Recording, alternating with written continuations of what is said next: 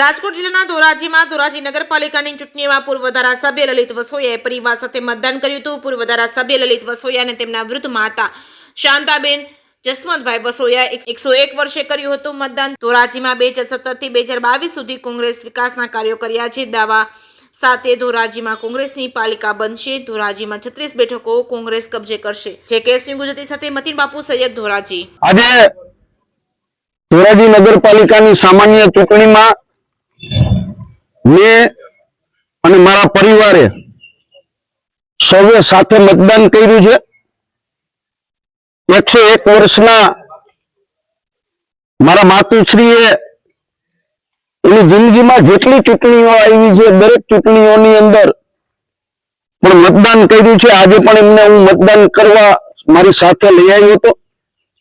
ધોરાજી નગરપાલિકાની આ ચૂંટણીમાં 2017 થી 2022 સુધીમાં અમે જે વિકાસના કામો કર્યા છે એ આધાર ઉપર કહી શકું કે આ વખતે ધોરાજીમાં રેકર્ડ બ્રેક 36 બેઠક ઉપર કોંગ્રેસ પાર્ટી જીતવાની છે। એમાં કોઈ શંકાને સ્થાન નથી। લોકોએ અમારી ઉપર વિશ્વાસ મૂક્યો તો એ વિશ્વાસને અમે સાર્થક કર્યો છે અને ફરી જનતા અમારી ઉપર વિશ્વાસ મૂકશે એવો મને વિશ્વાસ છે। લલિતભાઈ, ધોરાજી, ઉપલેટા અને ભાયાવદર આ જે ત્રણ પાલિકા છે એ મહત્વની પાલિકા ગણાય છે। તમને કેટલો ત્રણેય પાલિકા ઉપર જીતનો વિશ્વાસ છે? ત્રણેય નગરપાલિકાઓ ધોરાજી, ઉપલેટા અને ભાયાવદર ત્રણેય પાલિકાઓની અંદર સર્વશ્રેષ્ઠ અમારો દેખાવ છે।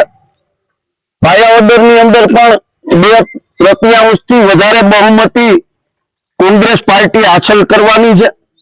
ઉપલેટાની અંદર ખનીજ માફિયાઓ સરકારી તંત્રનો દુરુપયોગ કરી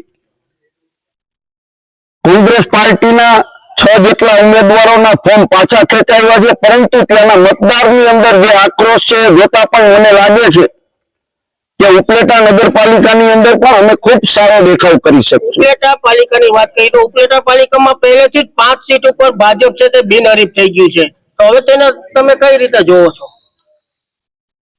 ઉપલેટામાં ભાજપ 5 બેઠક ઉપર બિનહરીફ થયું છે, પરંતુ 31 બેઠકો ઉપર ચૂંટણી લડાઈ રહી છે। ધોરાજીની અંદર જોઈએ તો ધોરાજીની 6 બેઠક ઉપર ભારતીય જનતા પાર્ટીને ઉમેદવારો નથી મળ્યા। એટલે ધોરાજી ઉપલેટાની કમ્પેર કરીએ તો બે અમે હરખી સ્થિતિની અંદર ચાલીએ છીએ।